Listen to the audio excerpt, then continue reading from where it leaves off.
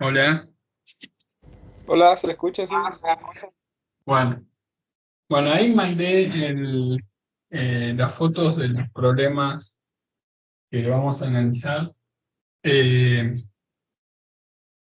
Cualquier duda, preguntan, discuten, pueden poner otro ángulo, pero la idea es que se hagan una carpetita de estos problemas y que investiguen, profundicen los temas que aparecen en cada uno de estos problemas, a ver qué más se puede sacar. Porque hay algunos que son estándar, pero hay otros que bueno, hay que investigar un poco más. Esperen que los perdí. Empecemos por el del conito. Yo cuando lo vi, primero creí que era un problema que es un clásico, una bolita, creo que está en la playlist, que dice que hace el rango de omega para que tenga una órbita estable, pero nada que ver. Era una especie de embudo que tiene agua hasta una altura h.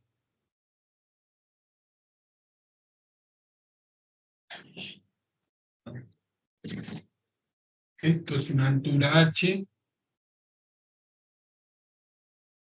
y me dicen que r depende de h. Esta r es una r de h, tenemos la gravedad.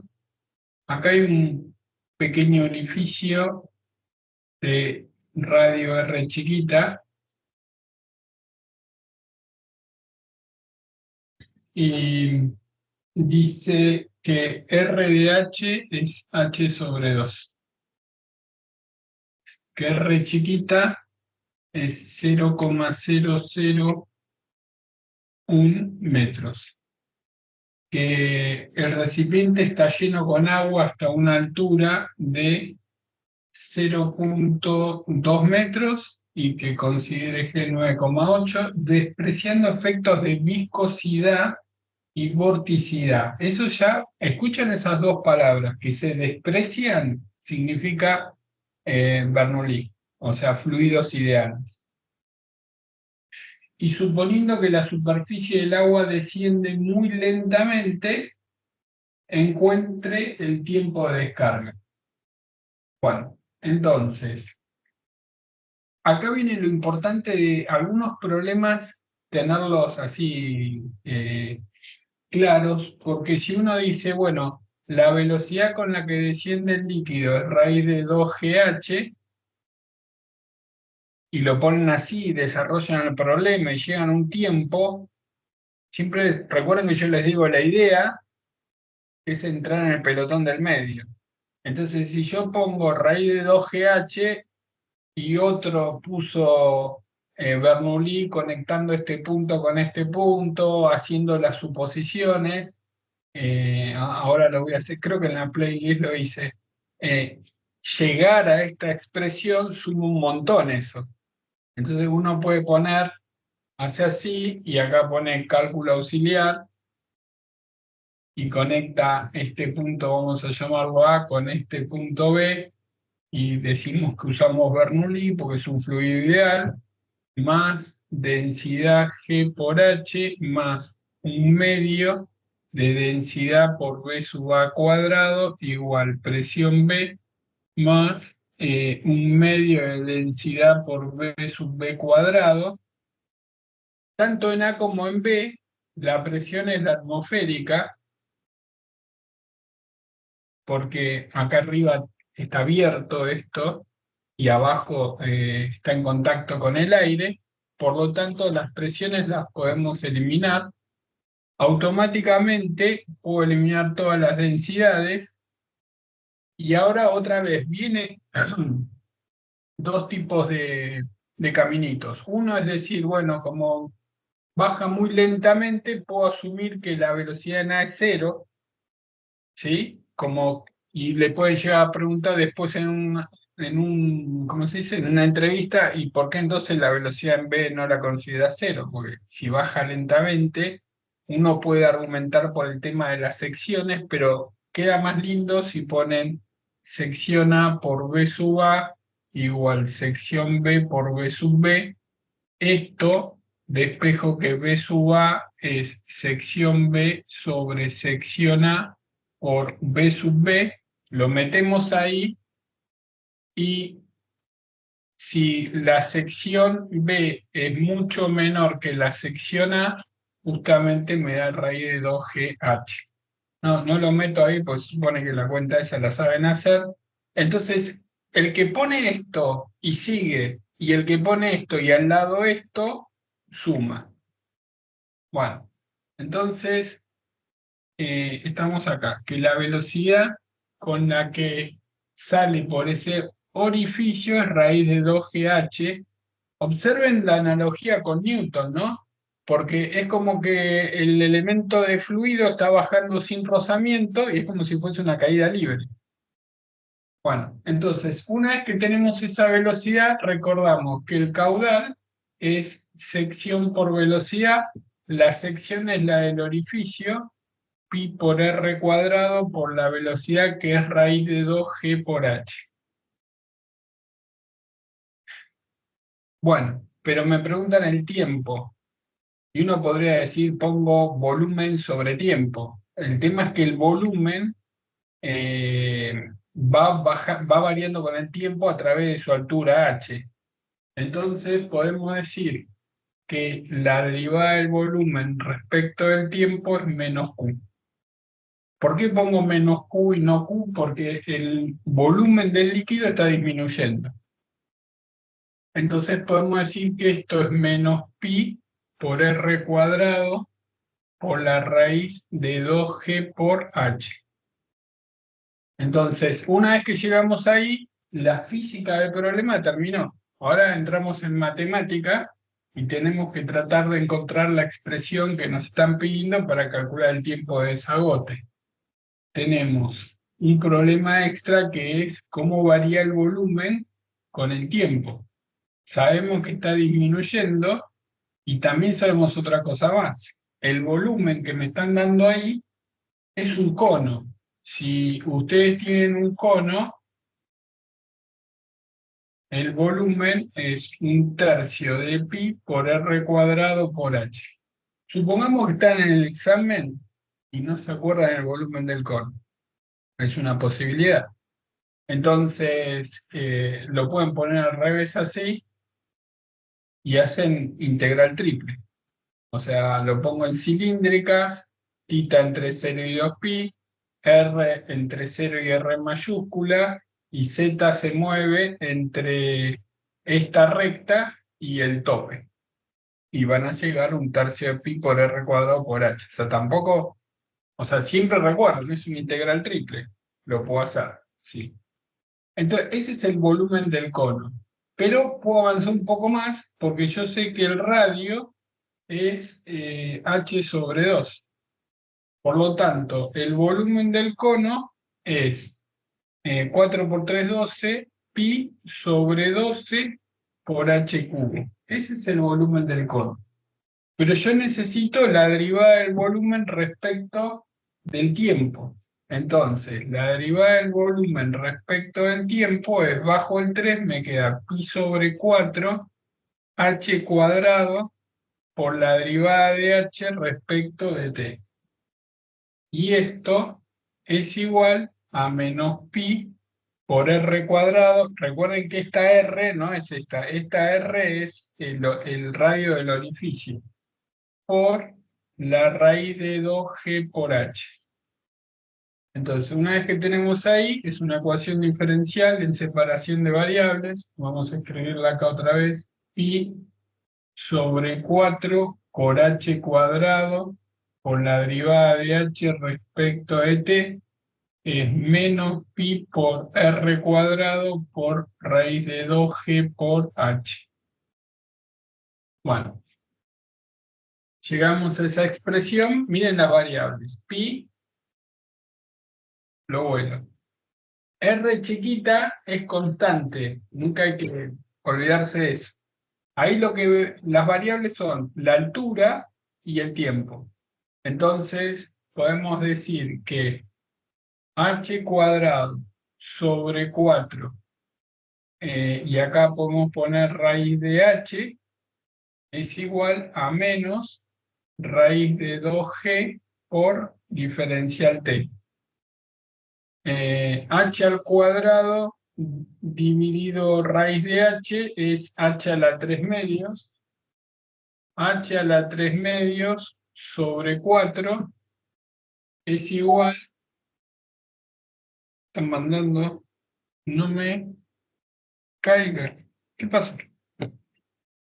¿Mili está preguntando algo? A ver.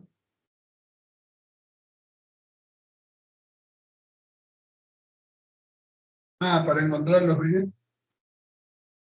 ¿No puedo entrar en Skype? Bueno, igual, repito, para todos, Skype baja. Si alguno tiene el link de Skype, mándelo al grupo, porque tal vez no lo encontró. Pero Skype los videos los deja guardados un mes, creo, después se van borrando. Tal vez alguno los grabó.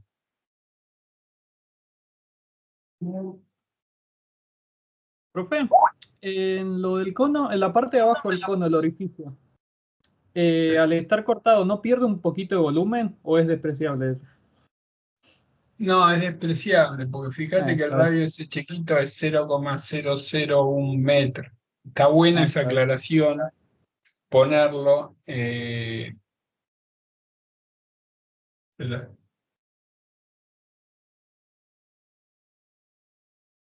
Bueno, está bueno aclarar eso, porque todo lo que se justifique suma. Bien, entonces esto lo integro entre h sobre 2 y 0, ¿sí? Porque el volumen en principio tenía h sobre 2, pues h igual 0. Y esto es menos 4r cuadrado, me comí el r cuadrado acá. El 4 lo puedo pasar para el otro lado, menos 4r cuadrado raíz de 2g por la integral de dt entre 0 y t es t. Entonces, reemplazamos acá, esto es r sobre 2. Entonces, ahí tengo todos los datos. Tengo r grande, porque me queda menos r sobre 2 a la 3 medios igual menos 4r cuadrado raíz de 2g por t. Y de ahí sale t. Bueno, entonces ahora me pueden poner, en vez de un cono, me pueden poner un paraboloide con un orificio y hago lo mismo. Lo único que cambia es el volumen. Tengo que calcular ¿quién sabe el volumen del paraboloide? Nadie, yo no me acuerdo. Pero puedo poner que z es la raíz de x cuadrado más y cuadrado, hago una integral triple y lo saco. Me pueden poner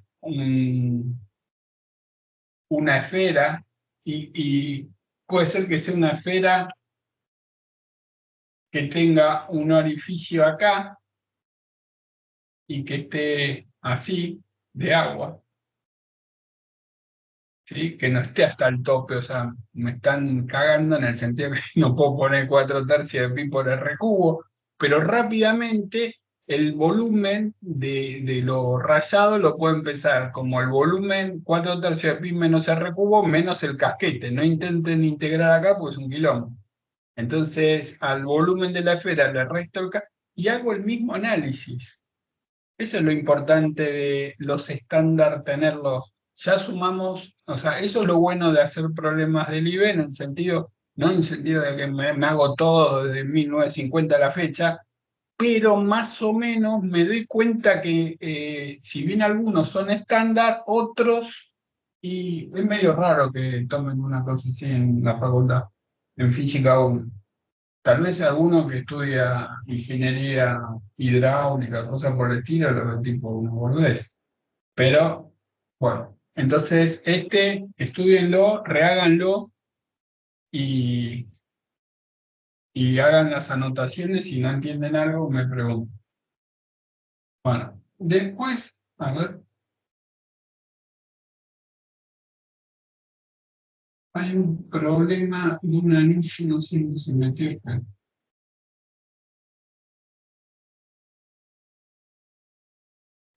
Bueno, acá hay uno que no les daba, o después les digo, de un péndulo. Creo que es un péndulo. ¿No? Acá. Es así. Acá tiene una masa M y acá tiene otra masa M. Los dos tienen una carga Q. Me dan 50 centímetros. Me dicen que esto es 30 centímetros. Me dicen que esto es G, que tiene una masa M y una carga Q. Y me dice cuánto vale Q. Hago diagrama del cuerpo libre. Tengo tensión, la fuerza electrostática y el peso.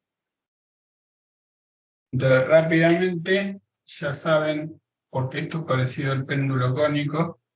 Acá tengo un ángulo θ.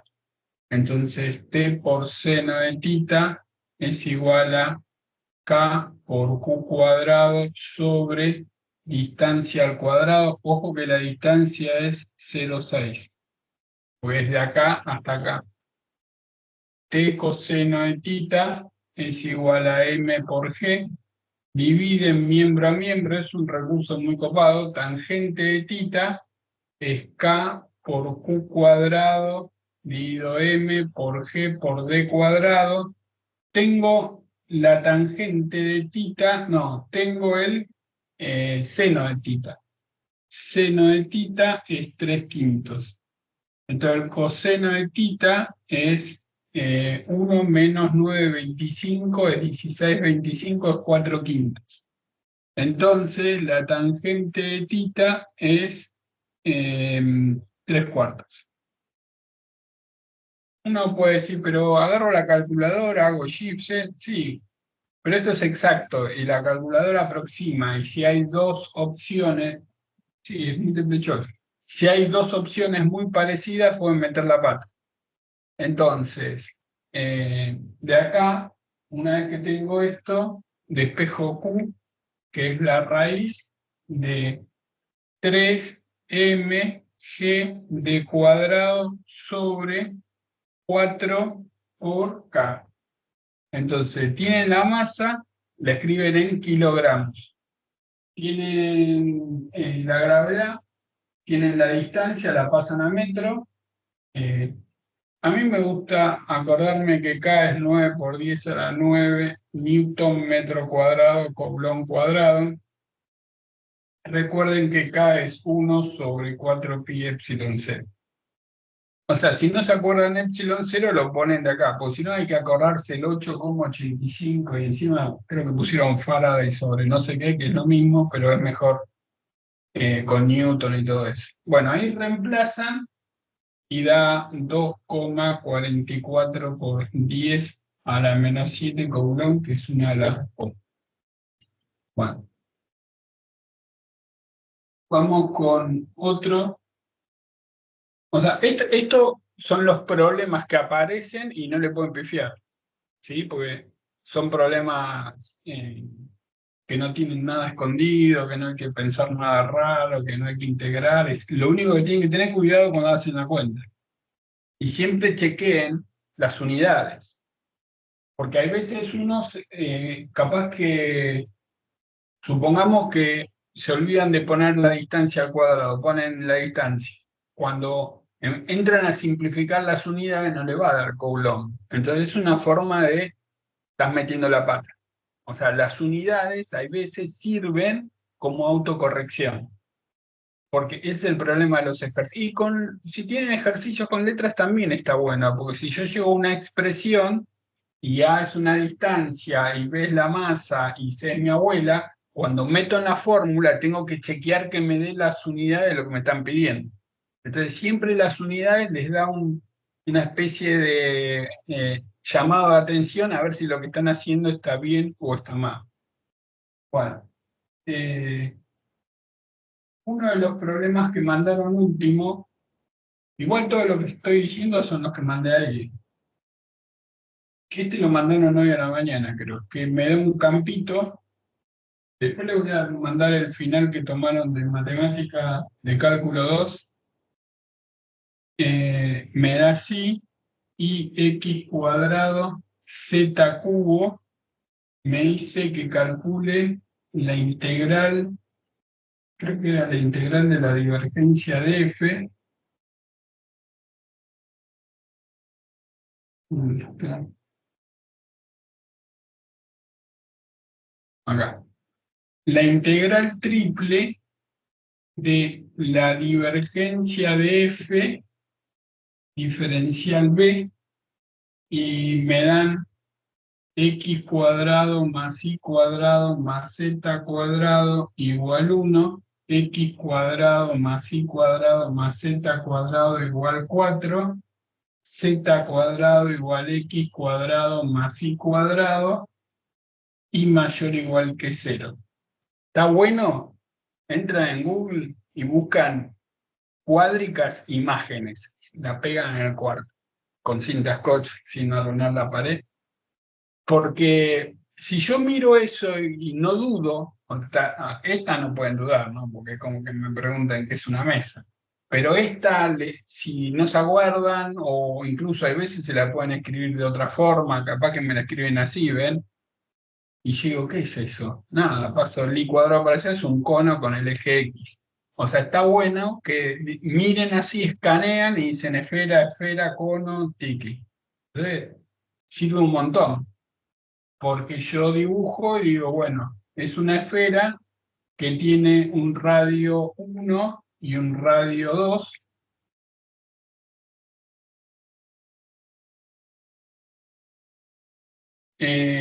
Tengo un cono y no dice ni mayor igual ni menor igual, es la parte de abajo. Vamos a hacer de cuenta que lo dibujo en ZI.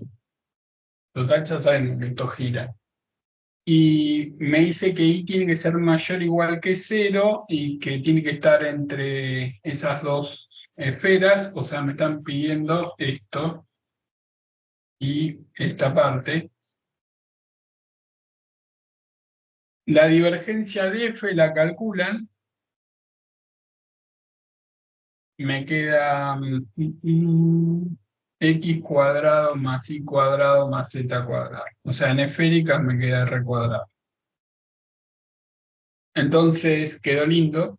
Obviamente voy a usar coordenadas esféricas. Recuerden que es divergencia, rotor, laplaciano, solenoidal, irrotacional, armónico, todas palabras, propiedades, divergencia, o sea, solenoidal es divergencia igual 0, irrotacional es rotor igual 0, armónico es laplaciano igual 0. Propiedades como divergencia de un campo escalar por un campo vectorial es como regla del producto para las derivadas, gradiente de f por g más f por la divergencia de g. O sea, son propiedades que a uno lo pueden ayudar, porque capaz que me dicen que el gradiente es perpendicular a la superficie de nivel o cosas por el estilo, y una de las dos integrales se puede anular y se hace la luz. Bueno, entonces, una vez que tenemos todo esto, es cuestión de poner tita, varía entre 0 y pi, porque ahí es positivo, o sea, es media vueltita, ¿sí? Porque la i es positiva, ¿no? Esto es xi, y tita se mide así, desde 0 hasta el otro lado, hasta pi. Después, phi se mueve entre 0 y pi sobre 4, más, y después hago otra integral entre entre 3pi sobre 4 y pi. Puede ser que sean iguales las integrales esas, puedo multiplicar por 2, pero ante la duda, si tienen poco tiempo, meten las dos. y después R se mueve entre 1 y 2. Entonces me queda la integral triple de la divergencia, que es R cuadrado, por el jacobiano. Me queda la integral triple de la divergencia de F por el jacobiano en esféricas de R de phi de tita. Acá ponen jacobiano. Si les sobra el tiempo, pueden poner que X es R seno de phi coseno de tita, y es R seno de phi seno de tita, Z es R coseno de phi, y acá pongo la derivada de X respecto de R, la derivada de X respecto de phi, la derivada de X respecto de tita, lo mismo con Y, lo mismo con Z, determinante. No hace falta que hagan la cuenta, pero si al costado de la hoja ponen esto, cuando corrigen, en el pelotón del medio, suben. O sea, es una estupidez, pero suben. Bien. También es importante letra clara, grande, no tachar, que sea prolijo, que la persona que corrige le sea fácil y ameno que andar tratando de descifrar qué carajo pusieron. Esos son tips que tienen que saber. Igual, supongo ya lo saben, porque están avanzados en la carrera. Bueno, después, otro de los problemas nos dice una partícula de masa, el tema de una partícula cargada y otra descargada, una la tiran hacia abajo y la otra la tiran hacia arriba. Dice, una es el que dice P1. Una partícula que tiene una masa M de 0,2 kilos, una carga Q de 0,5 coulomb, suelta desde una altura de z igual 0,25 metros, en presencia de la gravedad y de un campo eléctrico uniforme constante de módulo 4 newtons sobre coulomb, vertical y sentido hacia arriba. Simultáneamente se lanza desde el piso y hacia arriba una segunda partícula de masa 0,2. Acá tengo una masa 2 de 0,5 kilogramos sin carga eléctrica, y se lanza con una V02 de 3 metros por segundo. Suponiendo que no hay rozamiento, las partículas no chocan entre sí. ¿A qué tiempo se encuentran a la misma distancia del piso y a qué altura? Bueno, es un problema de encuentro. No chocan en el sentido de que no pasa una física distinta. Me están preguntando a qué altura se encuentran y el tiempo. Entonces me toca un problema así y salto en una pata. O sea, acá no me tengo que equivocar en las cuentas. Porque no es muy. O sea, uno lo mira así y dice: ¿esto qué es? Problema de encuentro. Ah, como los de física 1, que tengo un campo eléctrico. No pasa nada. ¿Qué es lo que hace ese campo eléctrico? Que la aceleración, en vez de ser g, va a ser g menos la aceleración debido al campo eléctrico. Pero después la ecuación va a ser un MRV. ¿Por qué un MRV? Porque tiene aceleración.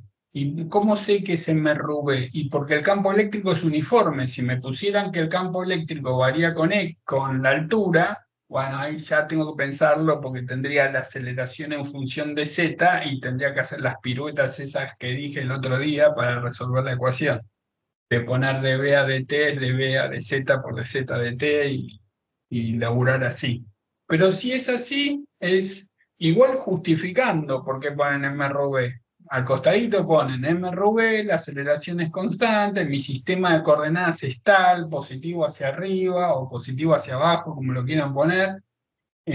Donde ponen todas esas boludeces, la tienen que escribir, porque si no en el pelotón del medio van a decir: este lo aclaró, este no lo aclaró. Este justificó por qué usó MRV, este tiró la forma. Y esa diferencia es la que están adentro o afuera. Bueno, entonces, el de abajo I2 es un chiste, porque es un tiro vertical desde el suelo, V0, 3 metros por segundo por T, menos un medio de G. No aclara si es 9,8 o 10.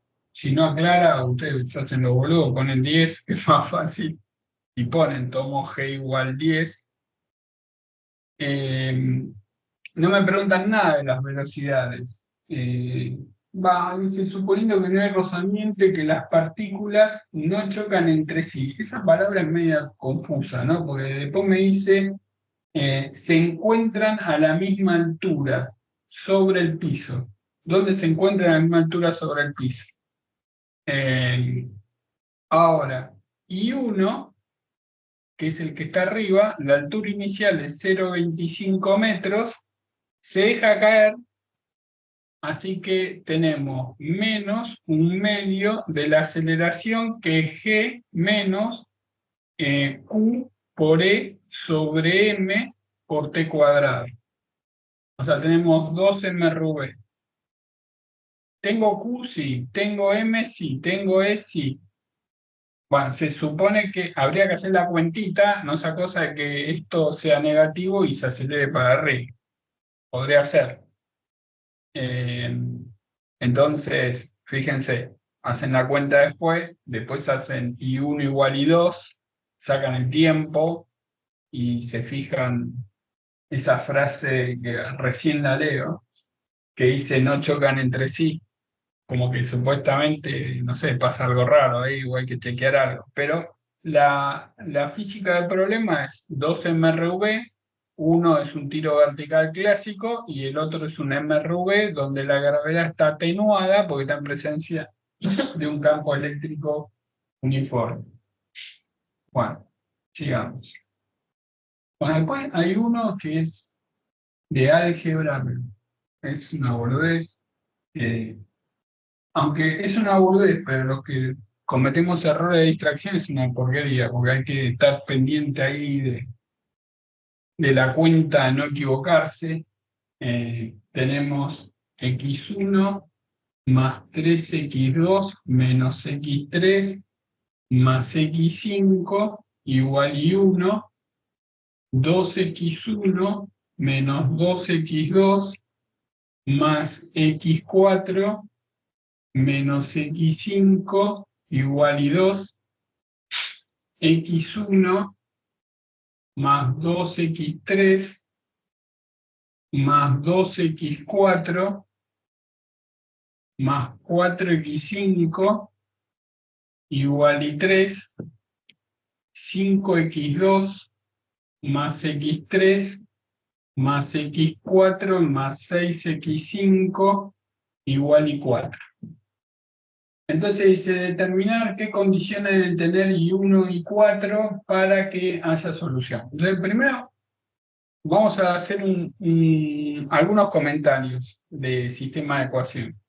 Cuando tenemos un sistema no homogéneo, lo podemos representar en forma matricial A por X igual B, donde A puede ser Rn por M, X pertenece a R a la M por 1, y B pertenece a R a la N por 1. Esos hacen Gauss sistemas de ecuaciones lineales. ¿Sí? Acá no está el tiempo. Así que es lo básico de lo básico del ingreso a la facultad. Entonces, algunas cosas que hay que saber es que la solución general es la solución del homogéneo más la solución particular. Supongo que se acuerdan de mi ingreso a la facultad. Después, otra cosa importante es si X y X' son soluciones de A por X igual 0, o sea, lo que se llama sistema homogéneo. Entonces, cualquier combinación lineal es solución de A por X igual 0. O sea, cuando tienen sistemas de ecuaciones lineales no homogéneos, si me tiran dos soluciones, la combinación sigue siendo solución. Es como cuando tienen las ecuaciones diferenciales eh, y uno dice, bueno, la parte homogénea y uno encuentra una solución que depende de n, por ejemplo, en la ecuación de ondas, y uno dice, bueno, si yo quiero todas las soluciones, si n toma distintos valores, son todas soluciones linealmente independientes, meten una sumatoria. Bueno, de ahí viene. Después otra cosa muy importante es que si x y x' son soluciones de A por X igual B, acá no vale que la combinación lineal es solución, porque si yo hago alfa por X, me va a dar alfa por B. Y si yo hago beta por X', me va a dar beta por B. Entonces, si alfa por B más beta por B no me da B. Pero hay veces me ponen A por X igual 3B o cosas así, pero la esencia es esta, y saber que la resta de dos soluciones particulares es solución de A por X igual B. O sea, si me tiran dos soluciones particulares, supongamos que me tiran tres soluciones particulares y me dicen encontrar la solución general. Yo sé que agarro dos particulares, las resto, es del homogéneo, me fijo si las otras dos restas también es otra del homogéneo LI, cualquier combinación lineal del homogéneo es solución, después le subo una particular y ahí tengo la general. Bueno, y después, si tienen la suerte de que el sistema es cuadrado, entra determinantes en acción con un par de propiedades que las vamos a aclarar.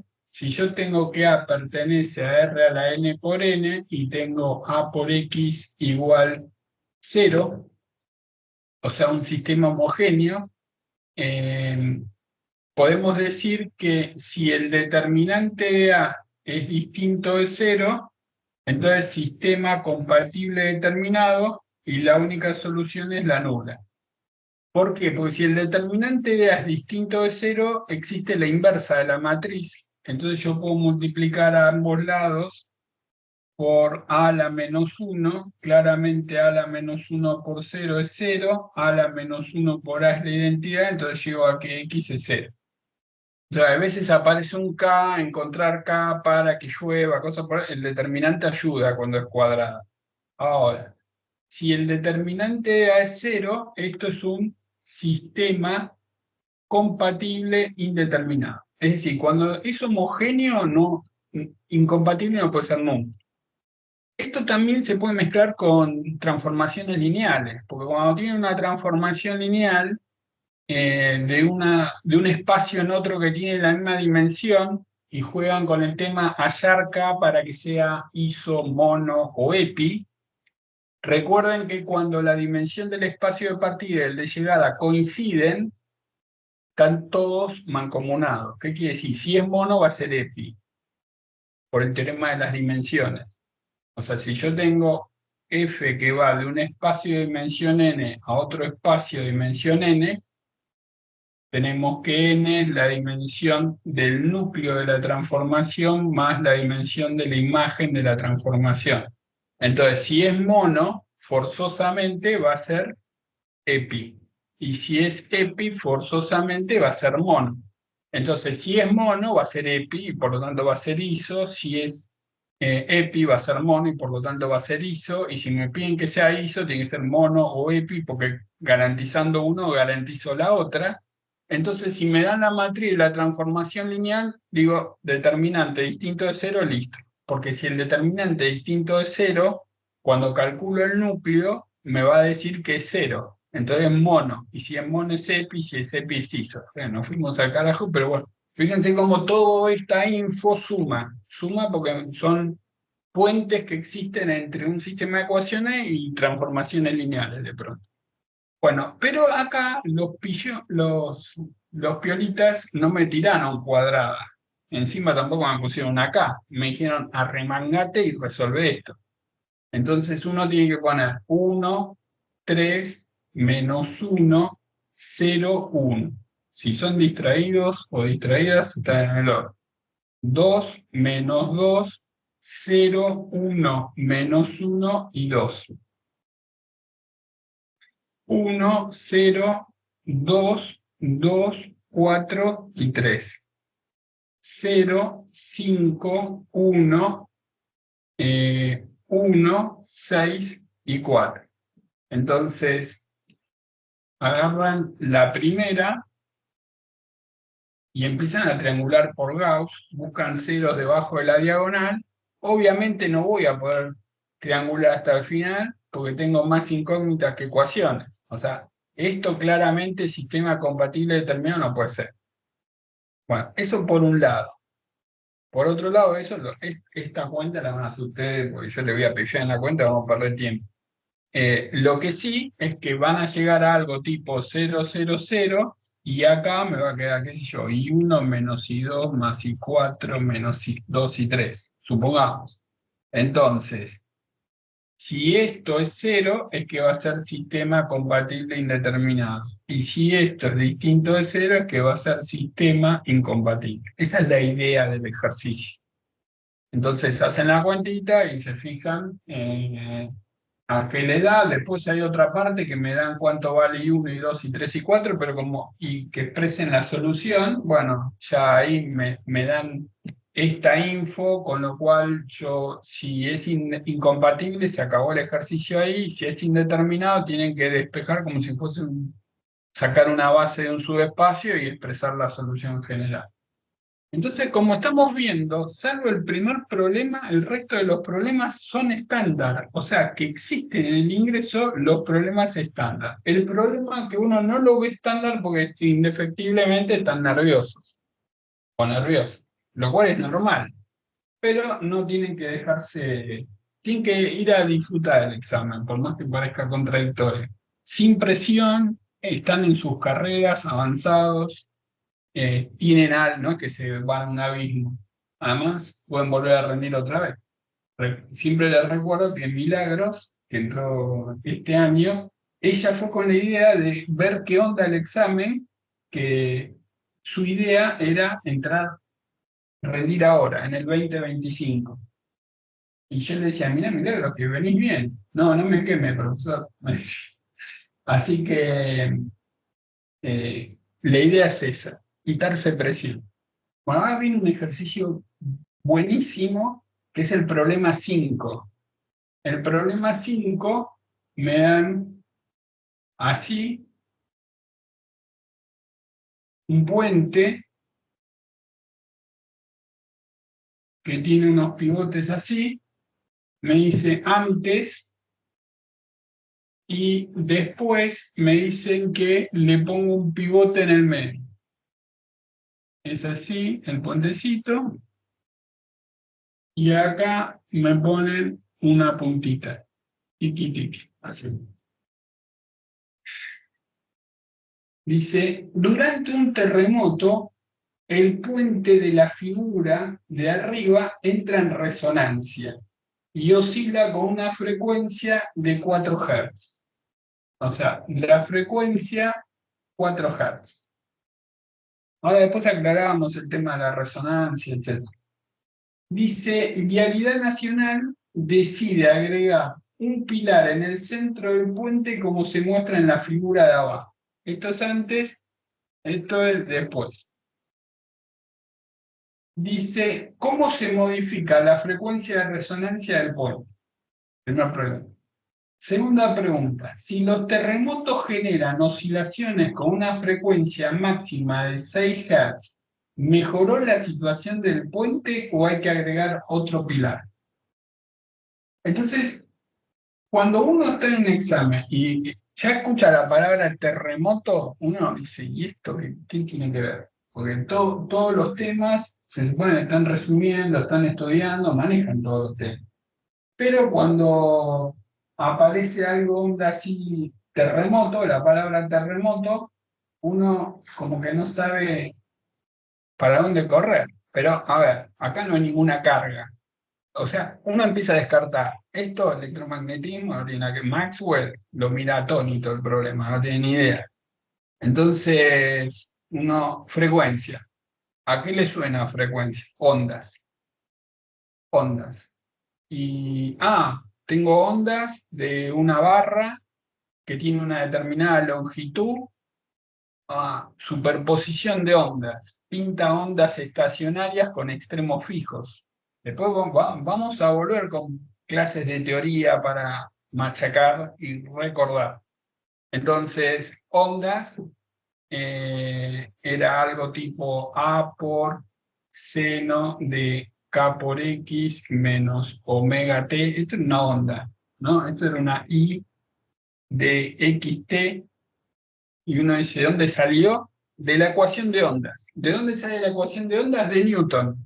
Aplican las ecuaciones de Newton a un elemento de la soga y llegan a una ecuación que es la ecuación de ondas. Y la ecuación de ondas siempre es algo así, tipo como que viene del cielo. Los que hicieron análisis 3 saben que es resolver la ecuación de una onda.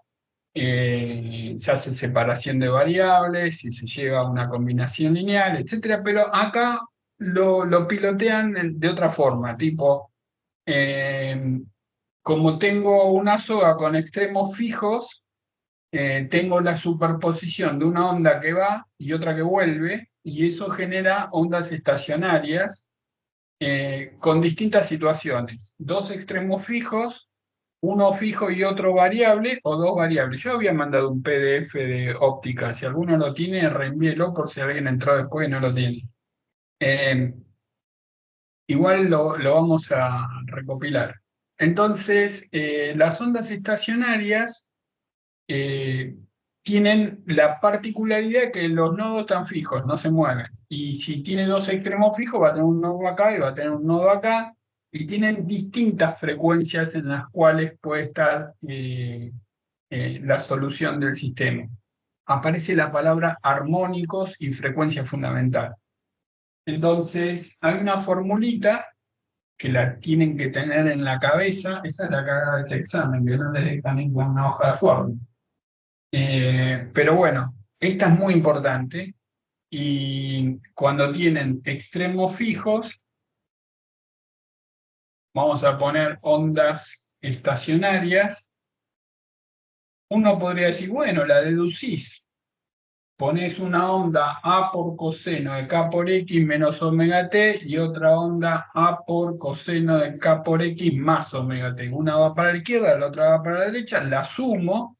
Está bueno saber cuánto es seno de A más seno de B y coseno de A más coseno de B, porque aparece siempre cuestiones de resonancias o cosas, o sumar ondas. No solamente acá, puede aparecer en problemas de circuitos con inductancias y capacitores. Cuando rindieron en el 2023, les tiró un circuito con capacitores y bobinas y había una resonancia y bueno, tenían que saber el tema de suma de ondas. O sea, la fórmula es seno de A más seno de B y coseno de A más coseno de B a la pared del cuarto también.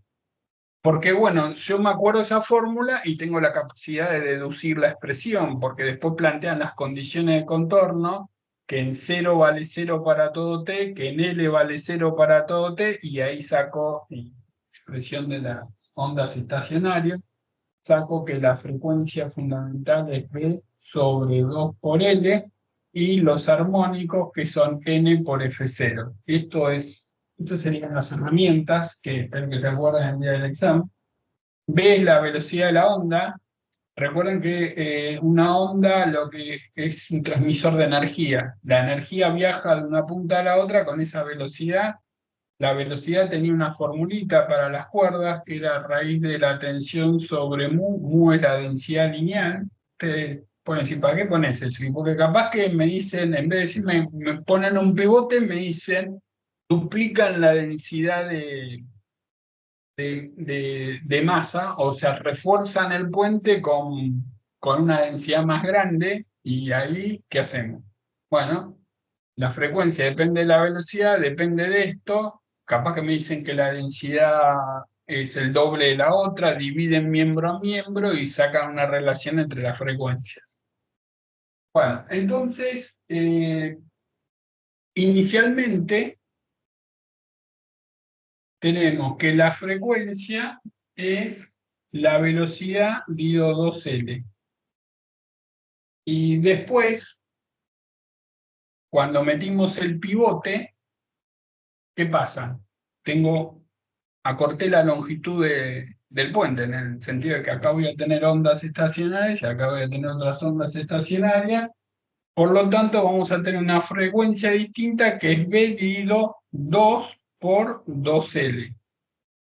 Entonces, no, perdón, 2L no, L sobre 2. O sea, me queda 2 veces Fc. Por lo tanto, esta era 4 Hz, que entró en resonancia con el terremoto, y esta pasó a ser 8 Hz. Ahora vamos a aclarar qué significa que el puente entra en resonancia, ¿sí? Pero primero vamos a responder. Entonces, ¿sirve meterle el pivote? Y sí, porque si es de 8 Hz y viene el terremoto con 4 Hz, le hacen olé, porque pasó y no pasó nada. Resonancia quiere decir que hay un sistema externo que está actuando sobre mi sistema, que le está dando energía, y que cuando la frecuencia con la que oscila el agente exterior coincide con la frecuencia del puente, que es una barra rígida de longitud L, o supongamos que es un resorte, un sistema de resortes, cuando coinciden, la amplitud explota. Y dependiendo si hay rozamiento o no, alcanza su valor máximo o se va a infinito. Conclusión, se hace bolsa el puente. Por eso es importante estudiar los terremotos típicos de la región. Entonces tienen que estar preparados para, en base a la estadística de las frecuencias de sismo que vienen ahí, estar preparados para que no le pase nada a la estructura del puente. Entonces, metiendo ese pivote, me sirvió. Es más, después me hace una pregunta. Terremotos, se sabe que los terremotos tienen una frecuencia máxima de 6 Hz. Si mejora la situación al agregar el pilar, y sí, porque si la frecuencia máxima del terremoto es 6 Hz y yo metiendo este pivote estamos en 8 Hz, no pasa nada, nunca va a entrar en resonancia. Bueno, entonces el problema termina ahí, pero aclaremos un par de conceptos importantes con el tema de resonancia, que uno no se puede acordar todo de memoria, ¿sí? Porque el tema del resorte, recuerden que hay 3 situaciones, tiene el resorte física 1, así, libre, menos K por X igual M por X 2 puntos, después tiene el resorte y tienen una fricción y tienen menos B por X punto menos K por X igual M por X 2 puntos. Y después tienen el resorte con una fricción y un agente exterior, F de T, típico F0 coseno de omega T. Entonces tengo F0 coseno de omega T menos B por X punto menos K por X igual M por X 2 puntos. Entonces, si no se acuerdan, ya están en condiciones de, planteando Newton, resolverlo, pues es una ecuación diferencial de segundo orden con coeficientes constantes, en estos casos homogénea, porque me queda aquí 2 puntos, más omega 0 cuadrado por X igual 0. Esta también homogénea, esta ya no es homogénea, porque tiene una solución no homogénea, porque tenemos esto. Entonces, esta a su vez se dividía en 3 casos, según K y B, pero el más común es el tema del subamortiguado, que es una suma de 2 soluciones, una homogénea y una particular. La homogénea es la parte transitoria, que es la exponencial, era una solución tipo A por E a la menos B sobre 2M por T por coseno de omega de K por X no, de omega T más phi, ¿sí? Donde omega tiene una expresión que creo que era omega 0 cuadrado menos B sobre 2M al cuadrado. Bueno, y esto positivo. Entonces, esta es la subamortiguada. Entonces, la amplitud, la energía depende de la amplitud. Está metida acá, esta parte muere y queda la permanente, por eso se llama forzado, porque cuando yo le pongo esta, superado el transitorio, esta se va y me queda una solución que impone la frecuencia del exterior. Entonces, uno se puede acordar o no, los nervios siempre nos comen los milivolts que usa el cerebro para pensar, pero hay algo básico que tienen que recordar, que son dos grafiquitos que no tienen por qué saber de memoria, pero como justificación sirve, porque ¿quién se va a acordar? Vamos a suponer que tenemos dos situaciones, una así, con un agente externo F0 coseno omega t, y acá teníamos una K, y otra la misma, con F0 coseno omega t, y acá tenemos rozamiento. Entonces, pueden hacer la matemática y les da una amplitud que es esta, cuando no tengo rozamiento, y una amplitud que es esta, cuando tienen rozamiento. Imposible acordarse las fórmulas de memoria, ¿sí? Salvo algún androide que lo sepa, pero lo pueden deducir, pero imagínense que no tienen un problema, tienen muchos. Pero si hay una pregunta, sí pueden esbozar que en el gráfico de amplitud omega, cuando es sin rozamiento, la amplitud se va a infinito. Eso sí me puedo acordar. En cambio, cuando tengo rozamiento, la onda es una cosa así, se define un factor de calidad, etcétera. Todo esto lo encuentran en Tipler, en Alonso Fin, en 2 millones de libros. Esto sí me puedo acordar. Entonces me pueden preguntar, ¿por qué acá se va a infinito y acá no? ¿A alguno se le ocurre por qué cuando no tengo rozamiento y entra en resonancia, la amplitud se va a infinito, y cuando tengo rozamiento y entro en resonancia, la amplitud no se va a infinito? Entonces, como no son una IA para razonar a la velocidad de la luz, sí pueden recordar algunas cosas. La energía de un sistema que oscila, la energía de un campo eléctrico, depende del cuadrado de la amplitud. Eso sí lo tienen que saber. De ahí viene el fenómeno de interferencia en Young, pensado desde el punto de vista electromagnético, cuando suman dos ondas y uno quiere estudiar la energía, porque lo que mide en la pantalla, uno no tiene algo que me mide el campo eléctrico, sino que me mide la intensidad, y la intensidad va con el cuadrado de la amplitud, y ahí aparece el fenómeno de interferencia. La intensidad va con el cuadrado de la amplitud. Entonces, la amplitud uno la puede asociar con la energía, ¿sí? De hecho, en este tipo de movimientos la energía E sub 0 por E a la menos gamma T, una cosa así. O sea, cuando tengo rozamiento, en este caso no, pero cuando tengo rozamiento es una cosa así. Entonces la pregunta es, ¿por qué acá se va infinito y acá no? Porque acá tengo rozamiento y acá no tengo rozamiento. ¿Y qué tiene que ver? Y que si tengo rozamiento, la energía disponible del agente exterior parte se pierde en calor, y acá no. Por eso, este gráfico sin roce y este gráfico con roce. Por eso vuelvo a insistir que tienen que partir el día a la mitad y darle tanta bola a la teoría como a la práctica. Y la teoría tiene dos facetas. Una que es horrible, que es acordarse la mayor cantidad de fórmulas posibles, porque si no tienen la fórmula, ¿cómo hacen los problemas? Imposible.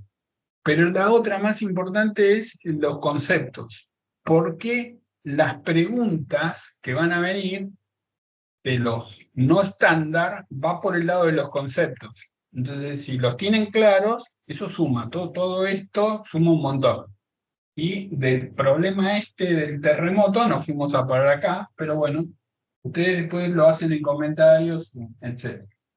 Bueno, ahora vamos al problema. Estoy dejando para el final el postre del centro de presiones y les mandé un PDF alucinante, todavía no lo pude leer, pero lo tengo acá al lado. Muy bueno porque son problemas que uno no espera. O sea, no es raro el tema de la compuerta. Bueno, pero ya vamos a llegar. Primero vamos a este que también es un clásico, el problema uno también, que hice un disco de material plástico y espesor despreciable. Tiene una carga Q uniformemente distribuida. Q uniformemente distribuida. Se hace girar el disco con una frecuencia angular omega, o sea, tengo un disco como si fuese un budín inglés con cargas distribuidas uniformemente y empezamos a girar. Entonces nos dice encontrar el campo magnético para puntos situados en el eje. O sea, vamos a mirar el disco así de perfil, me dicen calcular el campo magnético acá. Otra vez le vuelvo a insistir, campos magnéticos no pueden calcular. O sea, acá hay campos magnéticos, pero no lo pueden calcular. Ningún estudiante de ingeniería puede sacar el campo magnético acá porque no lo ven. O sea, siempre se ve en ejes de simetría, ¿sí? Los que estudian física sí lo ven. Se ve con otra matemática, con funciones de Bessel. No entran en exámenes. Ni siquiera sé si lo ven en el IB. Entonces siempre me podrán poner la tortita así, así, pero siempre es en el eje. Me la pueden poner inclinada, pero es en el eje. Entonces me dicen, calcula ese campo magnético en el eje. Bueno, acá otra aclaración. Tengan cuidado con ChatGPT, porque es excelente. Yo no puedo creer que exista. Yo soy de la época que no había, no, calculadora había, pero cuando yo estudiaba en el colegio, en la secundaria, los logaritmos y los senos y cosenos teníamos un cuadernillo. Había que comprar un cuadernillo, una tabla de logaritmos y lo buscábamos ahí, nos venían con la mantisa, la antimantisa. Entonces llegar a la época actual con ChatGPT y a mí me vuela la cabeza. Y va a mejorar mucho, pero no se queden con la primera respuesta, pulan, se puede equivocar. eh, no pasa nada, nosotros también nos equivocamos, pero hay veces es como que la info que saca no es la correcta. O sea, siempre tienen que preguntar y tiene la desgracia de que cuando uno lo corrige le da la razón. Entonces hay que tener cuidado. Hay que tener cuidado y hay que ser claro con lo que le pregunto. Igual cualquier duda lo discutimos acá. Bueno, entonces este problema es muy interesante porque le vamos a sacar jugo eh, por situaciones análogas. Porque acá dice un material plástico y la pregunta sería, ¿y si no es plástico, si es un conductor, qué pasa? Y podemos preguntar si va a haber FEM inducida o no. ¿Sí? Pero primero nos concentramos en el problema. Dice que tiene distribución de carga uniforme. Esto es un disco. Recuerden que la densidad de carga puede ser lineal, superficial o volumétrica. Tengo un sigma que es Q, que es dato, dividido pi por r cuadrado. Uniforme. Y esto empieza a girar. Entonces, si empieza a girar, es como que aparece una corriente. Pero no es lo mismo esta corriente que cuando, ¿se acuerdan cuando teníamos una barra conductora que se movía con una velocidad? Entonces apareció un campo magnético porque la fuerza de Coulomb sobre las cargas del conductor hacía que una carguita se ponga una carga positiva en un extremo y negativa en el otro, aparece un campo eléctrico que compensa la fuerza de Lorentz y ese campo eléctrico que aparece genera una FEM inducida sobre las barras. Entonces acá aparece la fuerza de Lorentz, pero las cargas no se mueven porque están insertas en un plástico. O sea, las cargas giran, pero no se mueven, no van, no se acumula carga en un lado y en el otro, así que acá FEM inducida no van a tener. Puede ser el mismo problema de un disco conductor y que de pronto empieza a girar en presencia de un campo magnético. En presencia de un campo magnético, y ahí sí hay una FEM inducida. Ese ejercicio lo resolví en una playlist. Pero acá no, acá son cargas estáticas. Puede aparecer un campo eléctrico estático. No hay desplazamiento de cargas en el sentido de como si fuese un conductor. Bueno, entonces uno dice, ¿cómo sacó el campo magnético? ¿Cómo funciona la cabeza por asociación? Asociación significa, yo tengo una listita en mis astrocitos de campos magnéticos. ¿Cuáles son? Y el de la espira circular, en el centro o a una distancia h, el del cable infinito, el del cable finito, el del cable semi-infinito, el del solenoide, el del toroide, todos esos los tenemos en la cabeza, sabemos que hay que hacer Ampère-Maxwell o Biot-Savart. Investiguen el solenoide finito, no sea cosa que un contragolpe, un solenoide finito no sale sino más.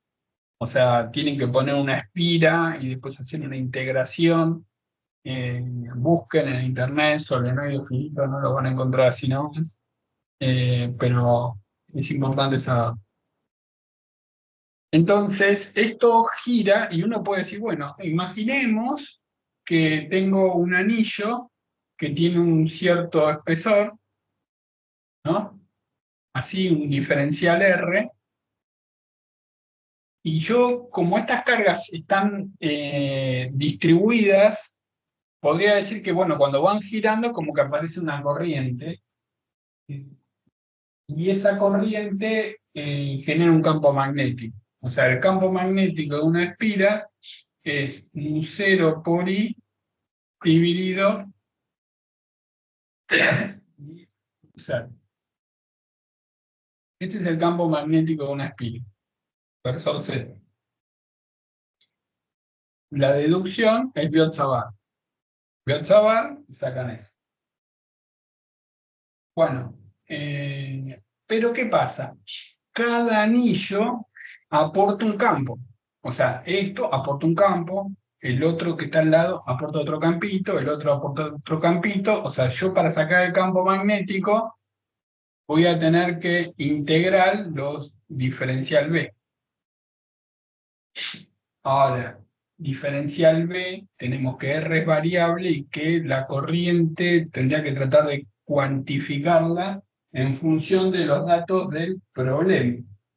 Entonces, podemos decir que la corriente es dQ sobre dt, y dQ es sigma es constante por diferencial S sobre diferencial T, y diferencial S es R de R de tita sobre diferencial T, y diferencial tita sobre diferencial T me encuentro con omega.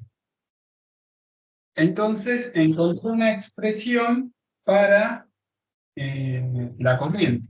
O sea, puedo decir que la corriente es sigma. ¿Y quién es sigma? Sigma es Q dividido pi por R cuadrado por R de R por omega, lo enchufo por ahí. Entonces uno dice, ah, bueno, esta I la voy a meter acá y voy a integrar sobre R. ¿Sí? Fíjense, R con R se cancelan. Entonces, Q es constante, omega es constante, mu 0 es constante, pi es constante, R cuadrado es constante, integro entre 0 y R me va a dar R, y llegan a la expresión de que el campo magnético es mu 0 por Q por omega sobre 2pi por R versor Z.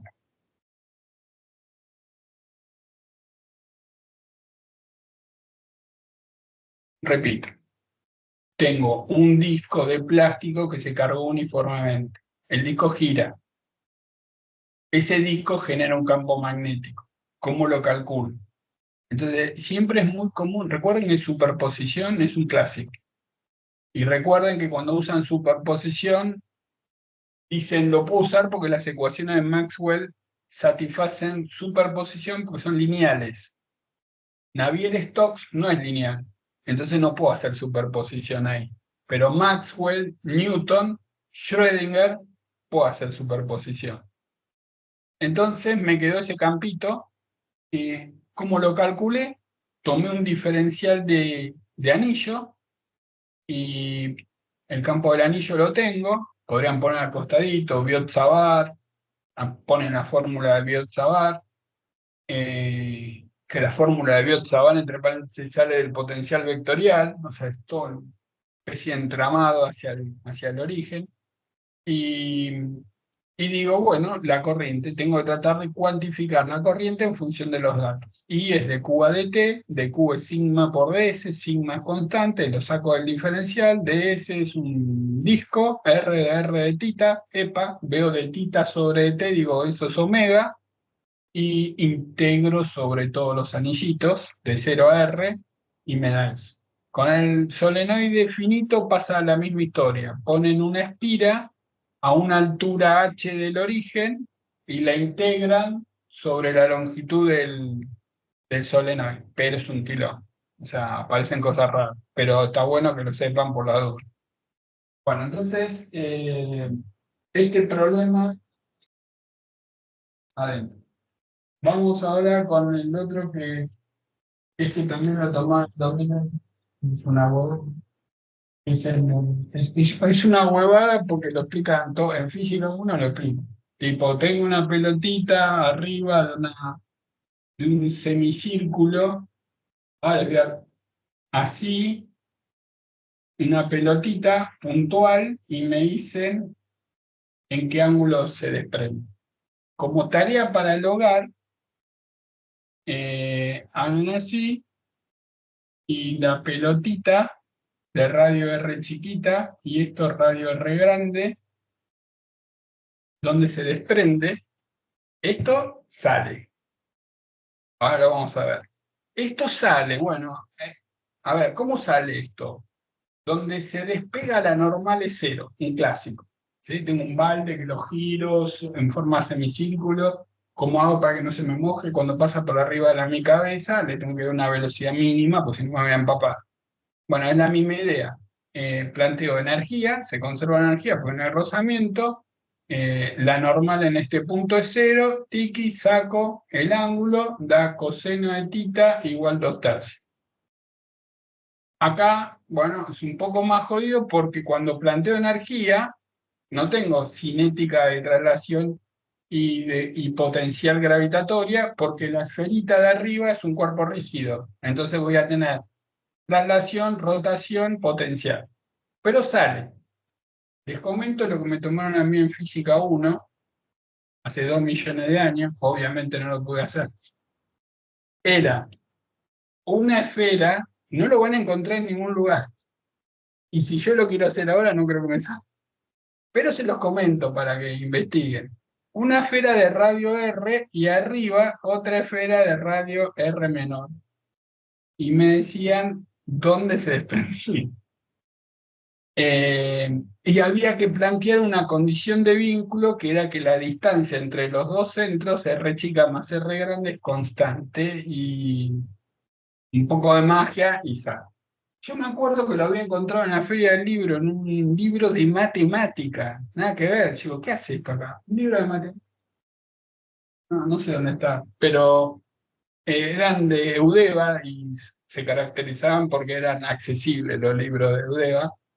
Y yo decía, pero esto es buenísimo. Y en una página estaba el tips de ese ejercicio, porque me acuerdo cuando me lo tomaron y los docentes lo sabían hacer, porque estaba a cargo de Física 1, era un delirante. Así que tampoco pierdan tiempo tratando de sacarlo porque no lo van a poder hacer. O tal vez sí, pero van a perder tiempo y no creo que ahora en el IB, marzo, problema 1, y me cagan a puteadas. Pero bueno, no perdamos tiempo, plantean, este es un clásico, está en la playlist de Física 1, plantean, en este puntito tenemos por un lado la normal, por el otro lado mg, y acá aparece una curiosidad, cuando hacen Newton es menos n más mg coseno de tita igual m por b cuadrado sobre r. Y todos siempre me preguntan, ¿por qué menos n? Porque cuando está en un movimiento circular, positivos hacia el centro. Tiene que ver con el tema de las coordenadas intrínsecas, que un par de veces lo comenté, que tienen una componente radial, una componente tangencial y una componente en z, si es cilíndricas, y, y bueno, como tips, sepan que positivo va hacia el centro. Entonces, cuando pierde el contacto, la normal es cero. Entonces, si la normal es cero, saco que b cuadrado es gr coseno de tita, porque no depende de la masa. Después, la energía inicial, que es mgr, es igual a mgr coseno de tita, más, porque la altura, ¿no? La altura esta, la potencial, sería g coseno de tita, más un medio de m por b cuadrado, que es gr coseno de tita. Bueno, de esta fruta llegan acá, a que coseno de tita es 2/3. Y después me preguntan dónde pega acá. Con lo cual, es un problema de tiro oblicuo. O sea, salí de una situación, yo sé que esto va a salir así, con esta velocidad. Entonces, esa velocidad la pueden descomponer en x y en y. Plantean, la velocidad esa la saben, porque como coseno de tita es 2/3, esa velocidad en módulo, el módulo de la velocidad de salida, es raíz de 2 r sobre 3 por g, ¿sí? La descomponen, observen que este ángulo es tita, y si tiene ese ángulo tita, este sería 90 menos tita, así que la pueden descomponer en x y en x positivo, en y negativo, y ahí hacen un problema de tiro oblicuo. Hacen un problema de tiro oblicuo y salen. Listo. Bueno, ahora vamos al problema este de la compuerta. Este no es un problema fácil, no sé si alguno lo hizo, pero ¿dónde está? Estaba por acá.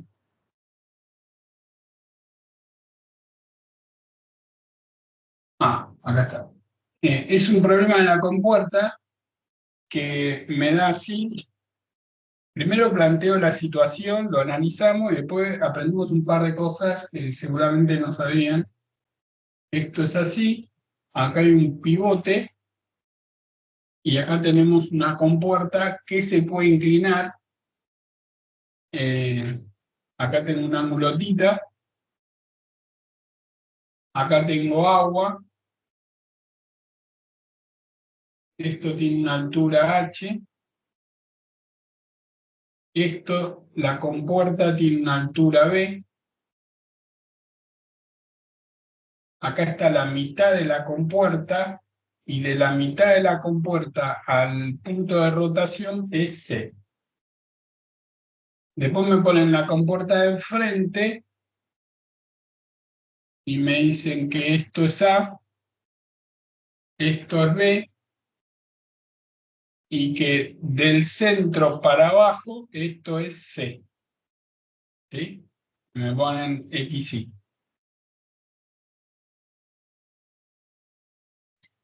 Entonces, este problema uno lo mira y dice, ¿cómo lo abordamos? ¿Qué podemos hacer? El teorema general de la hidrostática sí, pero es un quilombito, porque, a ver, ¿qué sabemos? De hidrostática, lo que sabemos es el teorema general de la hidrostática, que es que la presión es la presión. Si yo tengo un punto que está más abajo, esto es B y esto es A, la presión en B es la presión en A más densidad por G por H.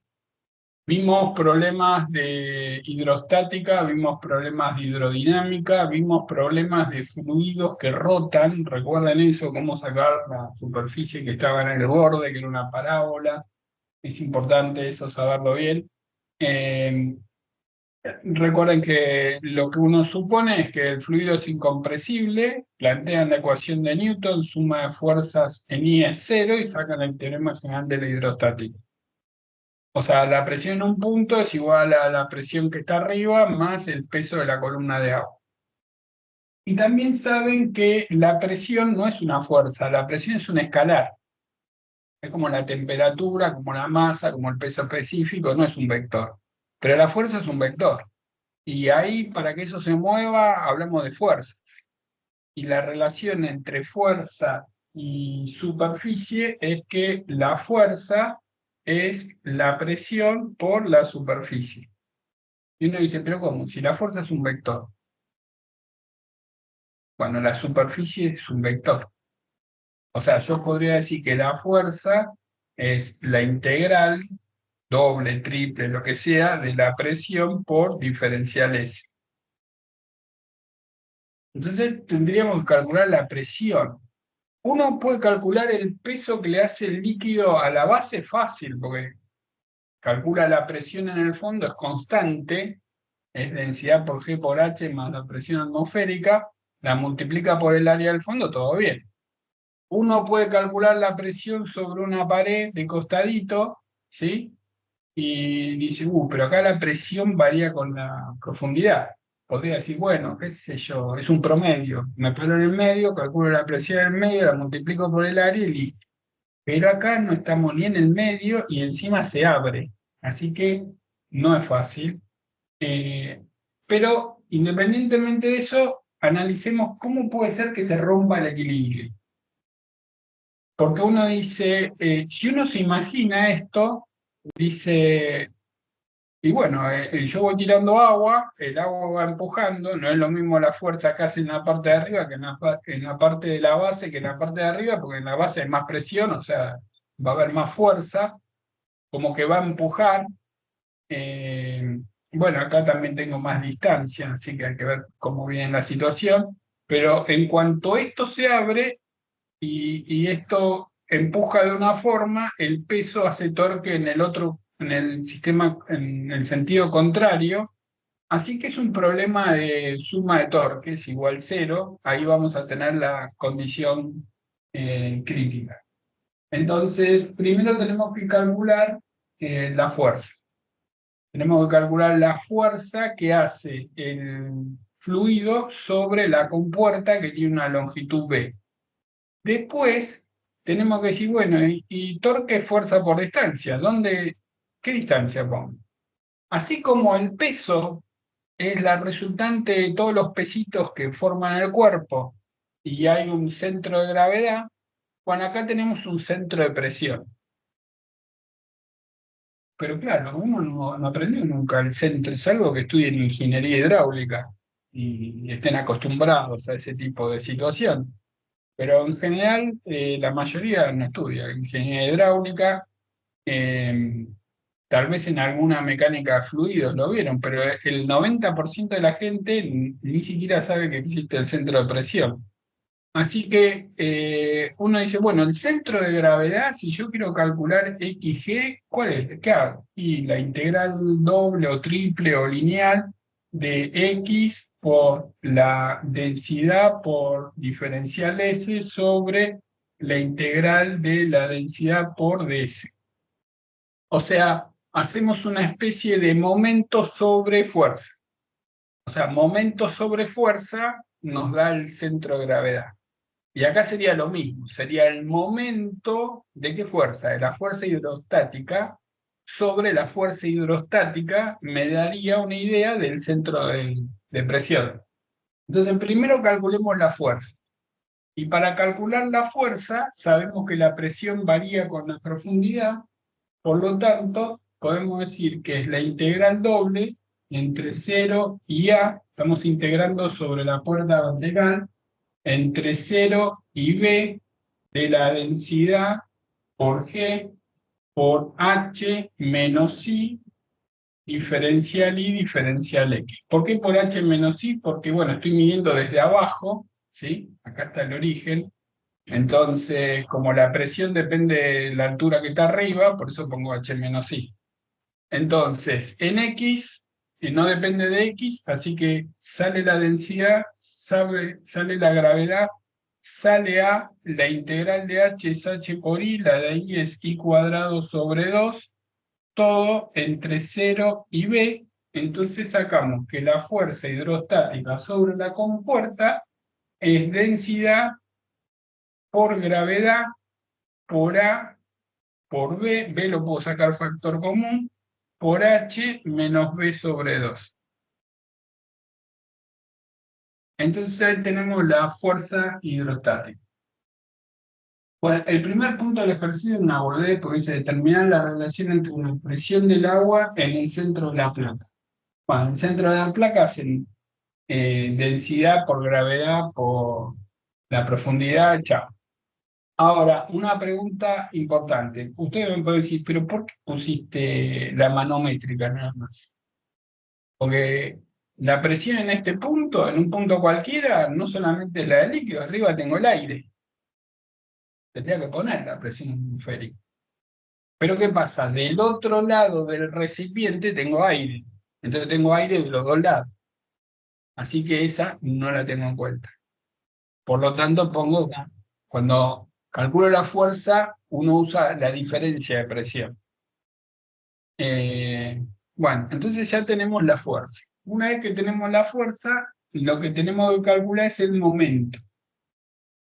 Entonces, la fuerza es densidad por gravedad por AB por H menos B sobre 2.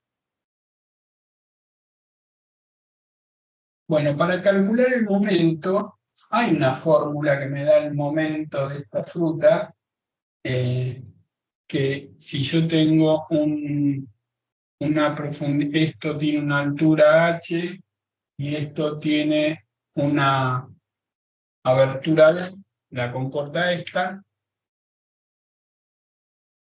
el centro de presión, ¿sí? Medido desde arriba sería H menos B sobre 2 más B cuadrado dividido 12 por H menos B sobre 2. Claro, es un problema del IB. Nadie se puede acordar de esto. Nadie puede saber eso. Recuerden que sería H menos B es esta distancia, más B sobre 2, me queda esto, más el centro de presión de la barrita colorada. Entonces, primero vamos a tomarlo y después vamos a ver de dónde salió eso, porque el que está haciendo el examen no tiene forma de acordarse, no hay chance. Entonces, lo que tenemos que plantear para resolver la situación es que en la suma de los momentos sea cero. O sea, si el momento hidrostático es mayor que el momento del peso, esto se abre. El momento hidrostático es la fuerza hidrostática por donde debe ser la distancia que hay al centro de presión. Y por otro lado tenemos el momento del peso, que es la densidad, bueno, sería, el momento del peso sería la densidad del cuerpo por G por H menos B sobre 2,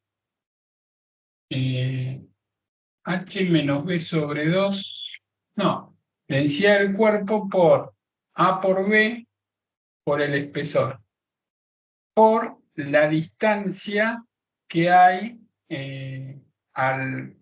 ¿cómo se dice este? A la bisagra. Esto sería el peso de la compuerta, ¿sí? Capaz que me dan el peso, ¿no? El problema no hablaba. Sería una especie de densidad por gravedad por el volumen de la compuerta, que es A por B por E, por la distancia del centro de gravedad, que es la mitad, A el centro que gira la barra, que es C. Entonces, el lado derecho lo tengo, el lado izquierdo es la fuerza hidrostática, que es densidad por gravedad por AB por H menos B sobre 2 por H menos B sobre 2 más B cuadrado dividido 12 por H menos B sobre 2. Mayor que densidad del cuerpo por G por A por B por E por C. Y bueno, las densidades no son iguales porque está la del líquido, puedo tachar G A por B, G A por B, y tengo la expresión. Me tendrían que dar datos para despejar H en función de los datos que tenemos, pero queda así. Ahora la pregunta es, bueno, pero yo no lo puedo hacer. ¿Cómo carajo se me ocurre sacar esa expresión? Entonces, uno dice, bueno, ¿cómo era el tema del centro de presión? Y de presión es el momento sobre la fuerza. Hay dos formas de hacerlo. Una como el momento sobre la fuerza y la otra es decir que el momento es la integral de I por diferencial F y de ahí despejar la I. Son dos formas de hacerlo. En este problema se hace de la primera, que es más fácil. En el otro que hay, que está desarrollado en el PDF, que era doble compuerta, así, así, y había líquido así, y acá había una bisagra que esto giraba y salía agua del recipiente. Lo van a encontrar en el PDF en la página, no me acuerdo. A ver, espera. En la página, ya les digo, en la página 46. Este está en la página 46. Bueno, ese PDF tiene mucha info, porque también habla cuando la pared es inclinada y calcula la presión en esta pared y tiene en cuenta que el diferencial de área tiene una normal y le pone la fuerza vertical y la fuerza horizontal. También les enseña cómo calcular la presión sobre un arco de curva. Todas cositas que pueden llegar a aparecer. Si uno no tiene el tema del centro de presión, no lo van a poder hacer. Bueno, entonces volviendo acá, podríamos decir que el momento es la integral entre 0 y B, porque la compuerta tenía altura B, de la presión, que es densidad por gravedad por H menos I, por I, por el ancho, por diferencial I. Ese sería el momento. Entonces tenemos cosas que son constantes, que es densidad por G por A, por la integral entre 0 y B de H por I menos I cuadrado diferencial I. Esto es densidad por gravedad por A por H por B cuadrado sobre 2 menos B cubo sobre 3. Es el momento. Y I es el momento dividido la fuerza, hacen densidad por A, densidad por gravedad por A por B cuadrado por H sobre 2 menos B sobre 3, dividido la fuerza, que la tenemos ahí arriba, densidad gravedad por A por B por H menos B sobre 2. Entonces simplifican y queda B por H sobre 2 menos B cuadrado sobre 3 dividido H menos B sobre 2. Bueno, pueden hacer cuentitas y esto les da H menos B sobre 2 más B cuadrado dividido 12 por H menos B sobre 2, que es la fórmula que hicimos, pero si no la tienen, con eso trabajan el problema y listo. Bueno, a ver, creo que hicimos todo. Recomiendo el PDF ese, que lo desmenucen Y se anotan dos, tampoco uno puede resumir todo, porque es imposible, pero se anotan un par de tips, como el tema del... Ah, una cosa interesante, porque, por ejemplo, si yo tengo, supongamos que tengo una cubeta así, ¿no? Y acá tengo aire y acá tengo agua, ¿no? O un líquido. Y quiero el centro de presión, me va a dar por acá. Y me va a dar que I de presión es, si esto es una altura H, es H sobre 3. Y uno puede hacer la integral y todo eso, etc. Pero supongamos que estamos en el colectivo y no tengo ni lápiz ni papel. Y digo, ¿cómo se calcula eso? Entonces siempre busco algo conocido, ¿sí? Me invento algo conocido. Centro de presión, centro de gravedad. Ah, y lo mismo. Y veo que la fuerza no es la misma, es una fuerza variable. Eh, Acá arriba tiene un valor, ¿sí? Cero, porque la presión atmosférica está de los dos lados, y después tengo como un triangulito, tengo una cosa así. Entonces digo, el centro de gravedad de un triángulo es H sobre 3. Entonces el centro de gravedad de este triángulo de presión es H sobre 3, efectivamente lo mismo. Entonces ahora uno dice, ¿y si tengo agua así? No, tengo también agua así, y tengo como ahora una compuerta así de longitud B. ¿Cómo saco el centro de presión? Y como la cuenta que hice hace un rato, que era un quilombo. No hice la cuenta, pero mientras explicaba pensé que podían hacer lo siguiente. Bueno, si esto es un triángulo, esto sería un triángulo y no, porque la presión acá no es cero. Esto sería una cosa así. Sería un trapecio en vez de un triángulo. Y yo tendría que calcular el centro de gravedad de un trapecio. ¿Y cómo calcular el centro de gravedad de un trapecio? Hay una formulita que les dice que es I1 por área 1 más I2 por área 2 sobre área 1 más área 2.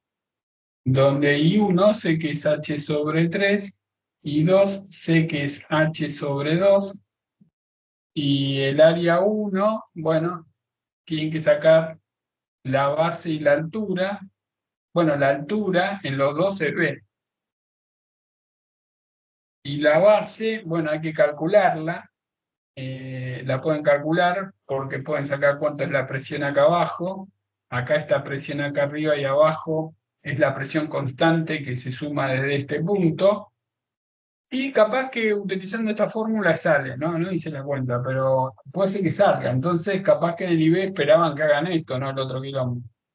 Pero lo cual es complicado, porque ya les digo, este ejercicio, piensen si les salió o no lo salió, si lo metieron en ChatGPT, si no lo metieron en ChatGPT o qué, pero es muy instructivo porque nos enteramos de centro de presión, centro de gravedad, las similitudes. Y condición de equilibrio, suma de momento cero, Newton. Así que, bueno, hicimos bastante, pero creo que están todos. La idea es hacer mix entre teoría y problemas así. Estos les conviene pasarlos en limpio, tratar, igual cada uno tiene su método de estudio, pero está bueno pasarlos en limpio y a los 10 días, como van a ir armando una carpeta de problemas, a los 10 días los rehacen. Y uno podría decir, pero me estás diciendo que estudies en memoria. Y sí, pero uno dice, pues como estudiando de memoria. Y uno estudia de memoria. Si ustedes se creen que yo razono, están equivocados. O sea, ustedes no habían nacido y ya hacía estos problemas. Entonces es como que ya, pues, últimamente es como que uno tiene tanta variedad, es como que todos ya lo vi, ya lo vi, ya lo vi. Obviamente uno no se acuerda de todas las expresiones, pero si tienen el audio del chico ese que entró en el 2022 en el IB, antes de Gonzalo, Juan y todos esos, que era un chico del ONSAM, se preparó con las playlists y después cuando le pregunté, no había curso en esa época, o sea, los que tomaban clase particular, tomaban clase particular. Pero me acuerdo que él me dijo, la clave es el tiempo, Adrián. Porque ver un problema y saber por dónde va, optimiza el tiempo y me da tiempo extra para pensar situaciones extrañas. Entonces, saber que no necesariamente tengo que hacer todos, pero ¿de qué me sirve memorizar algunas cosas? Sirve porque si me aparece un problema de ondas estacionarias, ya sé el jueguito de las frecuencias. Si me aparece un problema de resortes, ya sé el jueguito de la amplitud, de subamortiguado, etcétera, que lo puedo relacionar con los circuitos RC, RL, LC y RLC, porque recuerden que un circuito RC, carga de capacitor, es una forma, un circuito LC es como tener una masa con un resorte sin rozamiento, un circuito RLC es un subamortiguado. Entonces, distintas situaciones físicas que tengo las mismas herramientas para trabajarlo. Si me aparece un problema de campo magnético de Faraday-Lenz, tener los truquitos, la barrita, la que gira, el disquito, porque ¿qué me van a poner? ¿Un trapezoide que gira? Eh, bueno, puede ocurrir, pero como le pasó a Leo, vio un disco que giraba, dijo, ese está en la playlist, lo hicimos 20 veces, arrancó por ahí, se tranquilizó y pudo hacer bastante, de hecho está en el IB. Así que sirve. O sea, al margen de que te dicen no estudies de memoria, y bueno, pues si no tengo nada en la cabeza, ¿cómo voy a pensar? Algunas cosas de memoria hay que saberlas. Pero no repitiendo como si fuese quiénes son los vocales de la primera junta. Rehaciendo los problemas. Entonces ustedes agarran todos estos problemas que vamos a ir haciendo. Si tienen problemas especiales, tipo que no les salen, me los mandan porque mandan un montón al grupo y después yo no sé lo que mandan. Me lo mandan por privado, yo voy juntando y después la próxima clase hacemos otra tanda de problemas del IB. Van juntando una carpeta y de vez en cuando dicen, bueno, voy a rehacer estos problemas. Y por más que se sientan idiotas, agarran 10 y ponen el tiempo a ver cuánto tardan. Porque tienen que aprender a trabajar con presión. Y a los 25 días vuelven a hacer los mismos problemas. Están ustedes, ¿no? Cada uno. Como le dije, yo tenía un compañero que tenía un cuaderno Gloria, una Virome Vic, nunca anotó nada y siempre aprobó todo con 10. Pero bueno, eh, el resto de los mortales estamos en la mitad y hay que remarlo. Hay un problema muy bueno que tomaron este año, un remo. Voy a ver si lo encuentro y lo planteamos. Que era uno que iba en un botecito remando y decía no sé qué, la longitud del remo, etcétera. eh, que está bueno. O sea, bueno, entonces mañana a las 10 de la noche hacemos de 10 a 12 y creo que voy a hacer una clase de termodinámica para conceptos, para entender un poco y después vamos a ir picando entre problemas de repaso, porque hay muchas cosas que ya saben y están estudiando, y problemas de ejercitación. Así que nos vemos mañana a las 10 de la noche por Skype. Hasta luego. Está grabado, ¿no? Sí, menos mal.